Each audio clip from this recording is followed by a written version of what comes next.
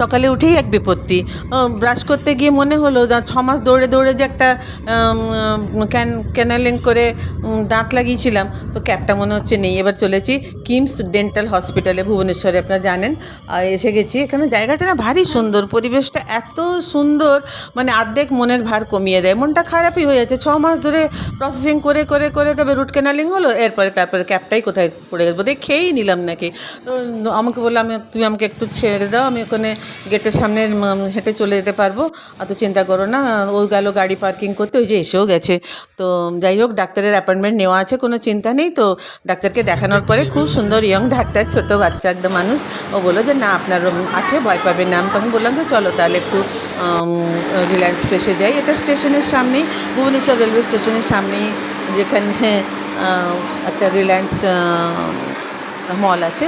তো ওর মধ্যে ঢুকে গেলাম। চারিদিকে এই সাধারণ যা হয় আর কি, তবে আমার সবচেয়ে প্রিয় কর্নার হচ্ছে এইটা, বুঝলেন তো, প্রচুর স্টক।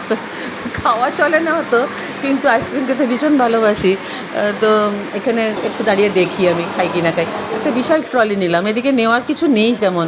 আর কোটোবাটা দেখলেই তো আমরা থেমে যাই, ওখানে আমাদের পার্টকে যাই, একটু ধমকানিকে তবেই আগে যেতে পারি। ওই যে আগে রেগে গিয়ে আগে আগে চলে যাচ্ছে, যার কত কোটোবাটা কিনবে। সন্ধে হয়ে গেছে, আর বিশেষ কিছু কিনিনি। এইটাই হলো রিলায়েন্স ফ্রেশ মল। হ্যাঁ, এবার পায়ে পায়ে এগিয়ে যাব, সন্ধে লেগে যাচ্ছে। তো এই জায়গাটা এত সুন্দর না, একটুখানি না দাঁড়িয়ে একটা ফটো না তুলে থাকতে পারলাম না।